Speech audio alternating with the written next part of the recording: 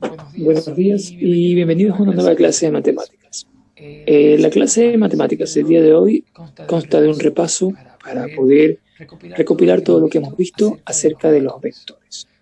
Lo primero que tenemos que saber sobre los vectores es que es un tipo de magnitud que representa el esfuerzo, la acción o la existencia numérica de un valor en un espacio físico. Es decir, existen magnitudes que necesitan expresarse mediante estas características. Vectores que necesitan expresarse mediante un módulo, una dirección y un sentido. Estas dos últimas son necesarias para un vector para una magnitud que se representa de forma vectorial, porque se representa como un ente que existe literalmente en el espacio físico. Es distinto hablar de una magnitud como el tiempo, porque el tiempo no existe en el espacio físico, pero si hablamos de magnitudes como la fuerza, la aceleración, la velocidad, existen en el espacio. Entonces, las tres propiedades de un vector son el módulo, la dirección y el sentido. Pero, ¿qué es cada una de ellas? Un vector se suele reflejar como una flecha, como un nombre.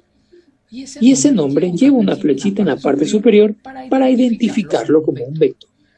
Entonces, el módulo del vector se refiere al valor numérico que tiene ese vector. Ese vector puede valer 5 unidades, 20 unidades, 100 unidades. Y la cantidad de unidades que mida va a ser proporcional a su tamaño. Es decir, si el módulo de este vector, pongo esta flecha porque de esta manera yo expreso el módulo de un vector. Si el módulo de este vector vale 5 y yo tuviera otro vector como este, entonces para que las medidas sean proporcionales, el módulo de este nuevo vector, llamémosle b, será igual a 2. Tiene que ser más pequeño, que bueno, gráficamente es más pequeño. También tenemos por otro lado la dirección. Con la dirección nos estamos refiriendo al ángulo de inclinación que tiene con respecto a B. Siempre se utiliza el eje horizontal como referencia. Alfa va a representar la dirección del vector. Y en cuanto al sentido, se refiere al eje coordenado de x y y. No olvidemos de que en el plano este triángulo alfa va a representar, no olvidemos de que en cartesiano tenemos eje y y eje x, donde lo que está a la izquierda es negativo, lo que está a la derecha es positivo en el eje horizontal, y en el eje vertical lo que está hacia arriba es positivo y lo que está abajo es negativo. Se refiere al signo. La dirección se refiere al signo que tiene. Para poder sumar vectores existen dos maneras de realizar esta operación, mediante el método gráfico y mediante el método analítico. El método gráfico, a su vez, se clasifica en varias formas, de las cuales vamos a citar dos. Estos son el método del triángulo y el método del paralelogramo.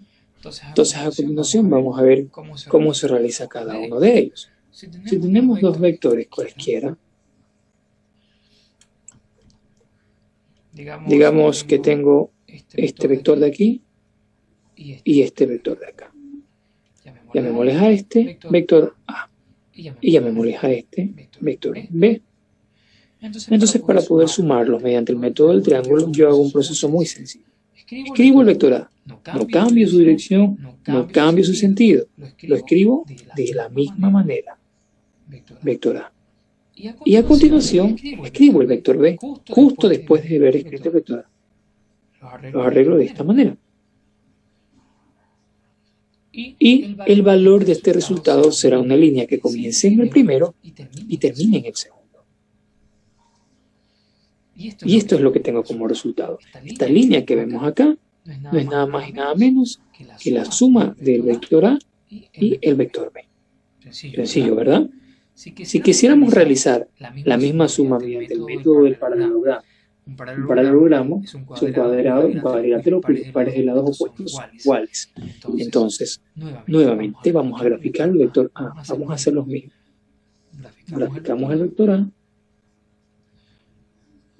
Y a continuación graficamos el vector B. ¿Dónde lo graficamos? Si hubiera sido el método del triángulo, lo graficáramos aquí, a continuación.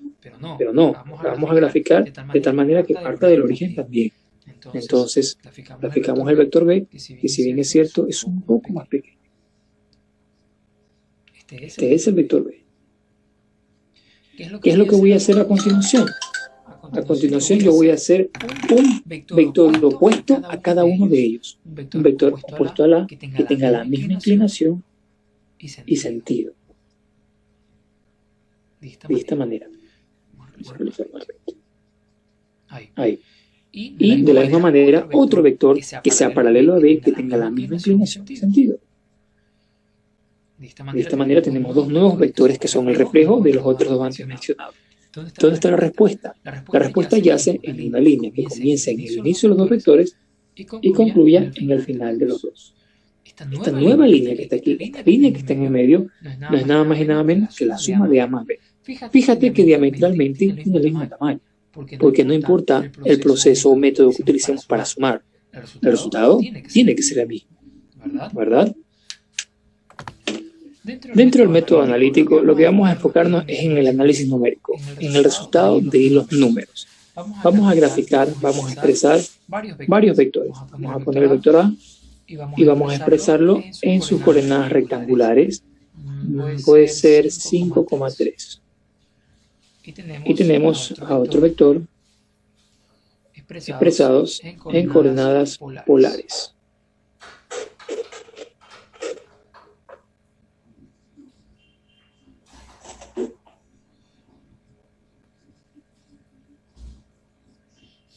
Ahora bien, estos vectores como tal no pueden sumarse a menos que estén expresados como coordenadas rectangulares. Quiere decir que este vector de aquí primero tengo que expresarlo como coordenadas rectangulares.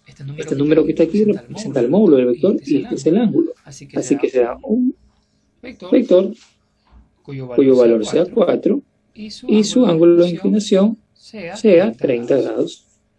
Y a partir de ese vector tenemos que hallar sus componentes rectangulares.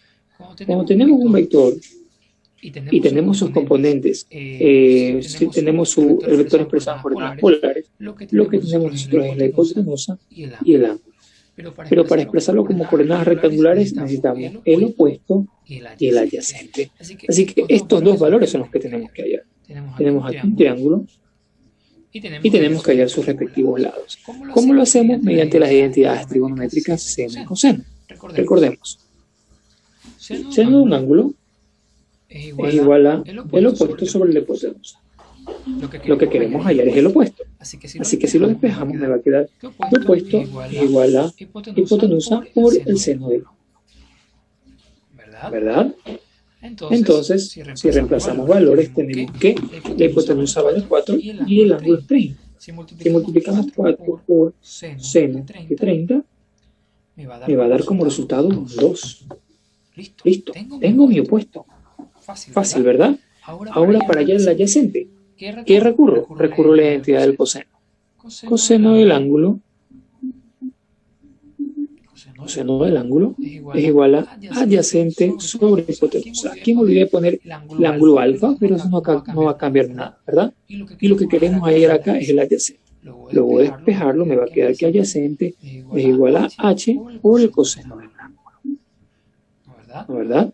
Entonces, adyacente es igual a 4 por el coseno de ese ángulo, que es 30 grados. Entonces, si multiplicamos 4 por coseno de 30, me va a salir 3,46. Fácil. Y automáticamente he hallado opuesto y adyacente. El opuesto va a ser la y el adyacente será la x. Entonces, de mi mismo vector B, yo voy a expresarlo nuevamente, pero esta vez con coordenadas rectangulares, donde la x es 3,46 y donde la y es 2. ¿Listo? Tengo el mismo vector, pero expresado en coordenadas rectangulares. Ahora bien, si yo quiero sumar estos vectores, puedo expresarlos dentro de un plano cartesiano. Aquí está mi plano cartesiano y voy a expresar el vector 5,3. 5 unidades horizontales. 1, 2, 3, 4, 5. 3 unidades verticales. 1, 2, 3. Entonces significa que mi vector va a ser aproximadamente así. Digo aproximadamente porque no estamos utilizando medidas reales, no estamos a ojímetro nada más. Y la K será 3,46. 1, 2, 3,46 será como que por aquí. Y 2 casi los hacia arriba. 1, 2. Entonces, sería por aquí. Entonces sería un vector bastante similar, que para poder diferenciarlo será mejor que lo hagamos con otro color de marcador. Ahí tenemos dos vectores que son bastante similares, que casi que está uno encima del otro. Entonces, para poder sumarlo, tenemos que hacer un proceso muy sencillo. Sumamos sus x's con sus y's, y eso es todo. Si tenemos las componentes de x de cada uno, vamos a darnos cuenta, ¿verdad? Este fragmento de espacio de aquí vale el componente horizontal del vector azul, o sea, el vector b, que es 3,46, ¿verdad? Y todo este fragmento de acá, desde el inicio hasta el final del vector negro, ¿cuánto vale? 5. Este fragmento de aquí vale el componente horizontal vertical del vector b, que es 2. Y todo esto completo vale 3. Entonces lo que tenemos que sumar es las x's y las y's. Es decir, el 5 con el 3,46 y el 3 con el 2. Ese será mi nuevo vector. Vector resultante será igual a. Sumaré las x con las x. 5 y 3,46, 8,46. 3 y 2 son 5, que es el resultado de sumar esto con esto y esto con esto. Mi nuevo vector será diferente, tendrá medidas mucho más amplias. Al sumar estos vectores es como que ponga uno detrás del otro. Se va a ver más o menos así, como un nuevo vector mucho más prolongado. Tendrá 8 unidades horizontales, 1, 2, 3, 4, 5, 6, 7, 8. Y 5 verticales, 1, 2, 3, 4, 5. Entonces, mi nuevo vector será un poco diferente. Será más o menos así. ¿Ok?